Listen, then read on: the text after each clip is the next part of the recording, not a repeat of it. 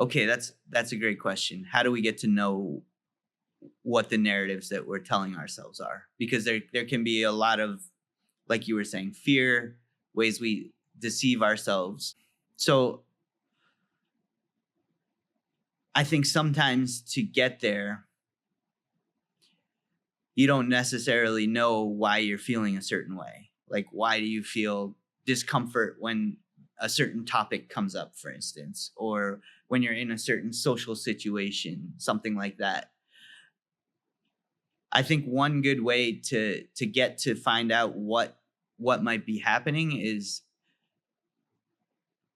not to look to like what's externally happening, but why do I feel that way? Ask yourself that question. Maybe ask yourself when the first time I felt that way is. And that I don't expect that those kind of answers are going to come to you very quickly. Sometimes they might. But if you come up with an answer and it still keeps happening, then maybe you got to question if that answer is fully correct. And what I would suggest doing is just holding that question in your mind, planting it, and meditate and focus on what you're doing. But just planting that seed in your mind, then just giving it the space it needs to grow. Then it might be something else that triggers a realization. Oh, now I understand what happened. And I think it's not easy to get to those to unravel the ways you can deceive yourself. But I think if you ask that question about those areas of discomfort, about those areas of discontent, why you feel that way, and you can always find an external reason for why you feel that way.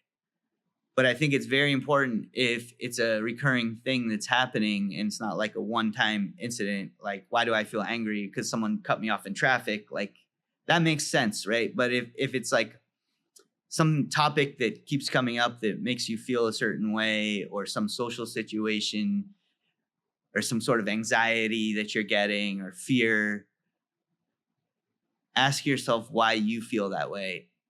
And I think a lot of times when you understand the unconscious things that are triggering that feeling, then you can come up with a better way to deal with that situation. And it might take multiple iterations, because you might come up with some answers and then still not be there.